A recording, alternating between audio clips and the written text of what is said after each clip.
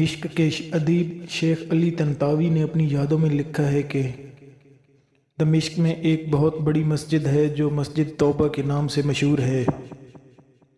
اس مسجد کا نام مسجد توبہ رکھنے کی وجہ یہ ہے کہ وہاں پہلے فحشاء و منکرات کا مرکز ہوا کرتی تھی یہ جگہ۔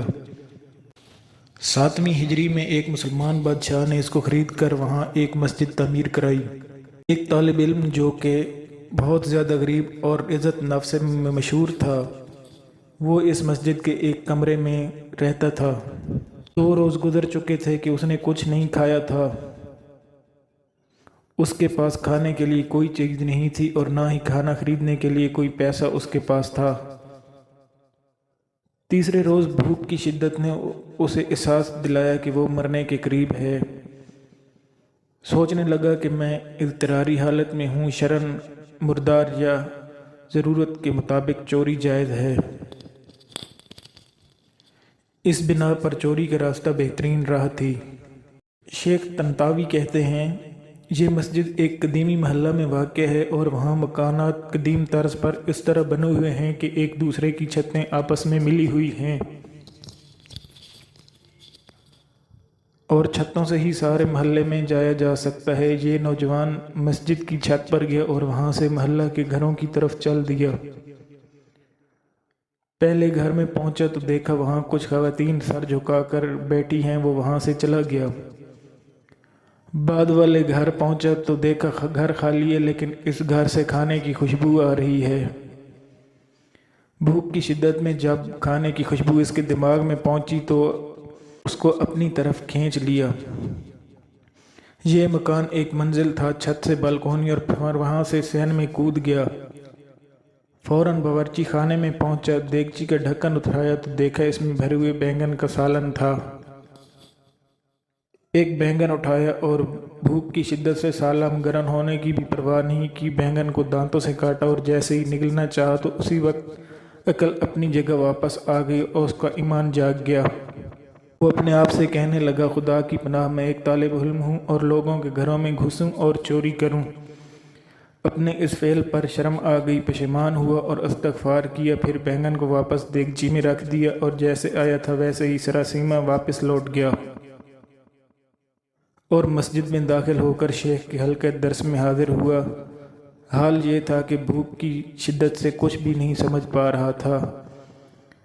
جب شیخ درس سے فارغ ہوئے، لوگ بھی متفرق ہو گئے تو ایک خاتون مکمل حجاب میں وہاں آئی۔ اس خاتون نے شیخ سے کچھ گفتگو کی اور وہ طالب علم ان دونوں کی گفتگو نہیں سمجھ سکا۔ شیخ نے اپنے اطراف میں نگاہ کی تو اس طالب علم کے علاوہ کسی کو وہاں نہ پایا، پھر اس کو آواز دی اور کہا، کیا تم شادی شدہ ہو؟ نوجوان نے کہا، نہیں۔ شیخ نے کہا، تم شادی نہیں کرنا چاہتے؟ نوجوان خاموش ہو گیا۔ شیخ نے پھر کہا، مجھے بتاؤ تم شادی کرنا چاہتے ہو یا نہیں؟ اس نوجوان نے کہا، خدا کی قسم میرے پاس ایک روٹی لقمہ کے لیے پیسے نہیں ہیں، میں کس طرح شادی کروں؟ شیخ نے کہا، یہ خاتون آئی ہے، اس نے مجھے بتایا ہے کہ اس کا شوہر وفات پا گیا ہے اور اس شہر میں بے کس ہے اور اس کا دنیا میں سوائے ایک ضعیف چچا کے کوئی عزیز و رشتہ دار نہیں ہے۔ یہ اپنے چچا کو ساتھ لے کر آئی ہے اور اس وقت اس مسجد کے ایک گوشے میں اس کا چچا بیٹھا ہوا ہے اور اس خاتون کو اس کے شوہر سے گھر اور مال وراثت میں ملا ہے اور اب یہ ایسے مرد سے شادی کرنا چاہتی ہے جو شرعاً اس کا شوہر اور اس کا سرپرست ہو تاکہ تنہائی اور بدنیت انسانوں سے محفوظ رہے۔ کیا تم اس سے شادی کرو گے؟ نوجوان نے کہا، ہاں۔ پھر اس خاتون سے پوچھا، کیا تم اس کو اپنے شوہر کے طور پر قبول کرتی ہو؟ اس نے بھی مثبت جواب دیا۔ شیخ نے اس خاتون کے چچا اور 2 گواہوں کو بلا کر ان دونوں کا عقد پڑھ دیا اور اس طالب علم کے بجائے خود اس خاتون کا مہر ادا کیا اور پھر اس خاتون سے کہا کہ اپنے شوہر کا ہاتھ تھام لو۔ اس نے ہاتھ تھام لیا اور اپنے گھر کی طرف اپنے شوہر کی رہنمائی کی۔